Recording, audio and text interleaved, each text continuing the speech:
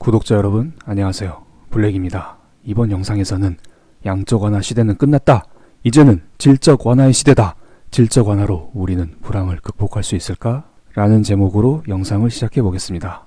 2주 전 3월 3일 삼삼한 날 연준에서는 긴급 회의를 열고 기준금리를 0.5% 인하했습니다. 그리고 3월 15일 연준은 긴급 FOMC를 열고 기준금리를 거의 0%로 인하하고 7천억 달러 규모의 양적 완화를 시행한다고 발표했습니다. 하지만 이러한 발표에도 불구하고 다우지수는 마이너스 12.93%, 나스닥 지수는 마이너스 12.32%, S&P 500 지수는 마이너스 11.98% 엄청난 하락을 했습니다. 도대체 무슨 일이 있었을까요? 저는 크게 세 가지 이유를 들겠습니다. 연준에서 제로금리와 양적 완화를 시행했음에도 불구하고 증시가 오히려 하락했던 이유는 첫 번째, 시장에서는 양적 완화가 아니라 회사채까지 매입해주는 질적 완화를 기대하고 있습니다. 지난 영상에서 제가 한계 효용의 법칙을 설명드리면서 질적 완화를 말씀드렸던 적이 있습니다. 두 번째는 여러분이 많이 아시는 그 친구의 문제가 현실로 다가왔습니다. 이 문제도 뒤이어 설명드리겠습니다.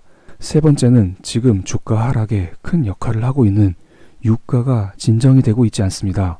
그래서 하이힐드 채권 금리 역시 불안하고 있는 게 사실입니다. 이 세 가지 문제가 복합적으로 엮이면서 시장은 크게 하락했다고 봅니다. 저는 이 중에서 이 첫 번째, 질적 완화, 퀄리터티브 이징, 이것에 대한 언급이 없었기 때문에 시장에서는 크게 실망한 게 아닌가 하는 생각이 듭니다. 이 첫 번째 문제는 조금 이따 설명드리고 일단 두 번째, 세 번째 이야기를 먼저 시작해 보겠습니다. 미국에서는 매월 15일 날 뉴욕 엠파이어 스테이트 제조업 지수를 발표합니다. 이 지표는 매월 첫 영업일에 발표하는 ISM 제조업 지수보다 먼저 발표되기 때문에 제조업 경기를 미리 가늠할 수 있는 잣대로 쓰입니다. 이 지표는 실물 지표는 아니고 뉴욕에 있는 175개 제조업체 CEO를 대상으로 기업 활동 여건을 설문조사한 지수입니다. 지금 오른쪽 빨간 네모를 보시면은 마이너스 20을 하회한 것으로 보입니다. 지금까지는 그 친구 악재가 있었음에도 불구하고 기업 CEO들이 그래도 기업 활동할 만하다 이런 식으로 설문조사를 했었는데 이제는 나 죽겠다, 못 살겠다, 진짜 힘들다 이런 식으로 설문조사에 응답을 한 것입니다. 실제로 2008년 서프라임 경제위기 당시에서도 이 수치가 마이너스 30 아래로 내려가면서 본격화된 경제위기를 알렸습니다. 이제 이 수치가 마이너스 20을 크게 하회했기 때문에 사람들이 생각하기에 이제는 그 친구가 본격적으로 악재로 작용하겠구나 이런 생각을 하게 된 것 같습니다. 세 번째 이슈를 보겠습니다. WTI 유가 차트입니다. 유가 차트는 여전히 하향세를 그리고 있습니다. 일봉 차트에서 유가는 종가 기준으로 신저가를 경신했습니다. 신고가, 그러니까 높은 가격이 아니라 저가, 낮은 가격을 경신했습니다. 그만큼 원유 증산에 나선 사우디와 러시아 사이에 증산 경쟁이 심한 것을 알 수 있습니다. 게다가 러시아는 이번 사태를 대비해서 국부 펀드까지 조성하면서 이 사태에 대응하고 있다고 합니다. 유가 문제는 제가 따로 영상을 제작해 드리겠습니다. 여기에서는 그냥 아직 유가가 계속 하락하고 있구나, 아직 위기가 계속되고 있구나 이런 식으로 생각하시면 되겠습니다. 유가가 낮아지면 미국 시엘가스 기업들이 힘들어집니다. 그래서 지금 하이힐드 채권금리 스프레드가 계속해서 상승하고 있습니다. 유가와 미국의 시엘가스 기업, 하이힐드 채권금리 스프레드 이러한 관계는 저의 이전 영상을 참고해 주시면 감사하겠습니다.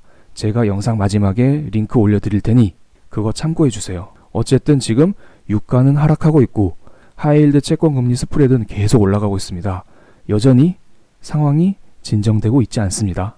이번 영상의 주제이기도 한 질적 완화를 한번 간단하게 설명드리겠습니다. 그 전에 채권에 대해서 알 필요성이 있습니다. 채권의 개념이 이해가 되지 않으신 분들은 채권은 그냥 대출이라고 편하게 생각해 주시면 감사하겠습니다. 채권의 종류는 매우 많은데 나라가 채권을 발행하면 국채, 회사가 채권을 발행하면 회사채라고 합니다. 일반적으로 국채를 발행하는 프로세스를 설명드리겠습니다. 국채는 정부가 발행하는 채권이죠. 정부는 시중은행에 채권을 발행합니다. 그렇게 되면 시중은행은 예를 들어 10년 동안 1억 달러를 빌려주겠어요 라고 정부와 약속을 하고 1억 달러를 빌려줍니다. 그리고 나서 만기인 10년이 지나고 나면은 정부는 원금인 1억 달러와 이자를 더해서 시중은행에 돌려주는 것입니다. 어느 정도 채권에 대해서 이해가 되셨는지요? 그런데 최근 들어 국채금리가 계속 하락하는 추세입니다. 10년 만기 국채금리는 지금 1% 아래로 내려갔습니다. 여러분도 잘 아시다시피 지금 투자할 데가 많이 없습니다. 그래서 시중은행들은 정부의 국채를 싸그리 사들이고 있습니다. 그 결과 시중은행에 돈이 부족해지는 현상이 발생했습니다. 이렇게 되면 무슨 문제가 발생하나요? 여러분, 사람들과 여러 기관들이 시중은행에 가서 돈을 빌리지 정부에 가서 돈을 빌리지 않죠. 맞습니다. 여러분이 시중은행에 돈을 빌리러 갔는데 은행에서 말합니다. 야, 우리 국채 사느라 돈이 없어. 너한테 돈 못 빌려줘. 오 마이 갓. 시장에 돈이 돌지 않습니다. 그래서 연준에서는 양적 완화라는 것을 실시합니다. 야, 시중은행, 너네가 정부로부터 산 국채 다 내가 사드릴게. 그리고 이 국채에 해당되는 가격, 목돈을 너에게 주겠어. 단, 시중은행 너네들 이 돈 가지고 사람들한테 돈도 많이 빌려주고 투자도 많이 하고 여기저기 돈 좀 풀어. 이렇게 이야기를 합니다. 시중은행 입장에서는 마다할 이유가 없습니다. 그런데 지금 문제는 국채가 아닙니다. 조금 다르지만 예를 들어 설명을 해보겠습니다. 여러분이 저기 강원도 가서 지금 도박을 엄청 했습니다. 그래서 돈을 엄청 잃고 신용불량자도 되고 집 잃고 차 잃고 뭐 다 잃었어요 지금. 그런데 갑자기 중앙은행인 한국은행이 딱 나타나서 야, 너네들 돈 없어? 그럼 어떡하지? 아, 내가 은행한테 돈 줄게. 그럼 은행들이 너네들한테 돈을 좀 빌려줄 거야. 그럼 너네 괜찮겠지? 이런 식으로 말을 하는 것입니다. 여러분은 여러분은 느낌이 어떤가요? 조금 와닿나요? 그럼 여러분은 실망할 수밖에 없습니다. 아니, 지금 내가 힘들어 죽겠는데 내 빚 좀 가져가서 어떻게든 해결을 해달라고 이런 식으로 외치고 있습니다. 왜 옆에 있는 엄한 은행에다 돈을 주냐? 그 은행이 나한테 돈을 빌려줄 것 같냐? 이런 생각을 하게 됩니다. 그렇습니다. 여러분이 가지고 있는 빚, 즉 회사채를 직접 매입해 주는 것은 질적 완화. 시중은행이 들고 있는 국채를 매입해서 시중은행에 돈을 공급한 이후 시중은행으로 하여금 돈을 뿌리는 것을 유도하는 게 양적 완화입니다. 다시 회사채 이야기로 넘어가 보겠습니다.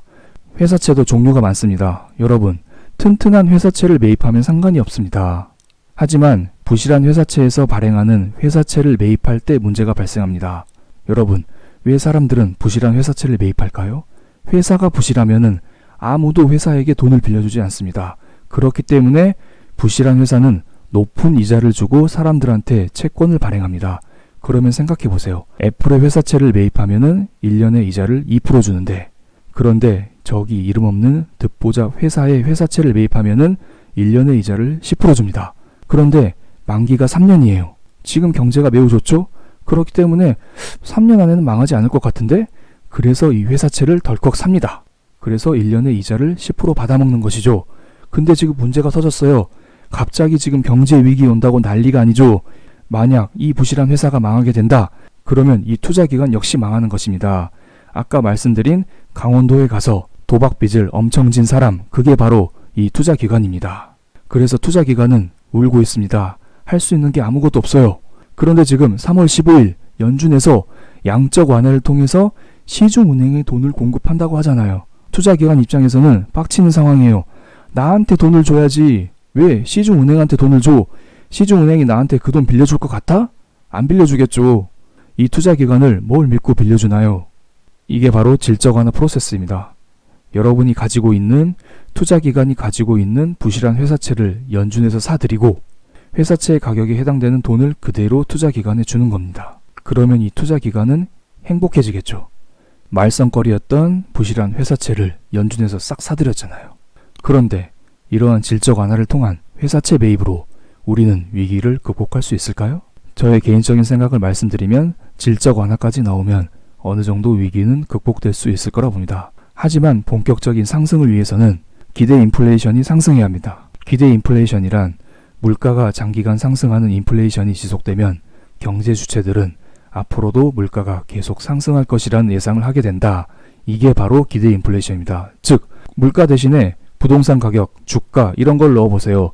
주가가 상승하는 기간이 지속되면은 사람들은 앞으로도 주가가 상승할 것이라는 예상을 하게 된다. 그렇기 때문에 이 수치가 높으면 높을수록 물가가 앞으로 상승한다. 주가가 앞으로 오른다. 부동산이 앞으로 오른다. 이렇게 생각을 하시면 됩니다. 그런데 지금 이 수치가 0.9까지 떨어졌습니다. 도대체 왜 그럴까요? 제가 볼 때는 두 가지 이유가 있습니다. 첫 번째는 지금 유가가 전저점을 뚫고 30불 아래로 내려간 상태입니다. 저유가는 디플레이션을 유발합니다. 저유가는 공급 측면의 영향도 있지만 그만큼 수요가 적다는 것을 의미합니다. 즉 예전보다 공장이 덜 돌아가고 자동차도 덜 돌아가고 어쨌든 이러한 기름을 쓸 데가 없는 거예요. 그렇기 때문에 원유에 대한 수요가 감소하면서 지금 유가가 하락하고 있는 것입니다. 물론 지금은 공급적인 측면이 가장 큽니다. 하지만 전반적으로 저수요 상태에서 이런 공급 리스크가 터졌기 때문에 유가가 하락하고 있습니다. 지금 기대 인플레이션을 상승 전환시키려면은 어떻게든 유가를 상승 전환시켜야 됩니다. 그 첫 단추로서는 러시아와 사우디가 먼저 합의를 해야겠죠. 그리고 지금 두 번째는 그 친구 문제가 큽니다. 그 친구가 글로벌 공급 체인을 다 파괴시키면서 방금 보여드린 미국의 제조업 경제 지표도 박살내버렸잖아요. 그래서 사람들은 앞으로 발표되는 추가적인 경제 지표 역시 좋지 않을 것이라는 생각을 하면서 이러한 기대 인플레이션이 점점 하락하고 있는 것입니다. 이런 불안감을 줄이기 위해서는 날마다 발생하는 일일 그 친구 확진자 수가 줄어드는 게 확인되어야 합니다.